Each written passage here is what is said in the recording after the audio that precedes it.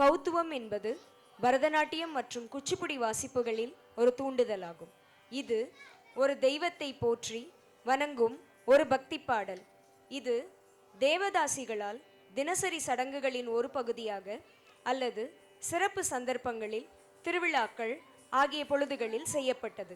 பெரும்பாலான கௌத்துவங்கள் ஒரு குறிப்பிட்ட தெய்வத்திற்கு அர்ப்பணிக்கப்பட்டவை.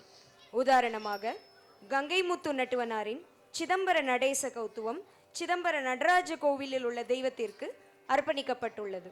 அதே போல நாச்சியார் அல்லது ஆண்டாள் கௌத்துவம் ஸ்ரீவில்லிபுத்தூரில் உள்ள சன்னதிக்கு அர்ப்பணிக்கப்பட்டுள்ளது. இசை ரீதியாக பெரும்பாலான கௌத்துவங்கள் நாட்டை, கோவலை, அராபி, வராளி, ஹம்சத்வனி மற்றும் ஸ்ரீராகம் ஆகியவற்றில் ஏற்றப்பட்டுள்ளன. கங்கை முத்து நட்டுவனார் மற்றும் தஞ்சை நால்வர் பெரும்பாலான கௌத்துவங்களை எழுதியுள்ளனர். இப்பொழுது நமது மாணவிகள் ஹம்சத்வனி ராகத்திலும் கண்டச்சாப்பு தாளத்திலும் அம்மனை போற்றி மிகவும் அழகாக அந்த தெய்வத்தை சிறப்பாக வர்ணித்து புகழ்ந்து அந்த காளி அம்மனாகவே மாறி நமக்கு அந்த பாடலை போற்றி நடனமாட வருகிறார்கள்.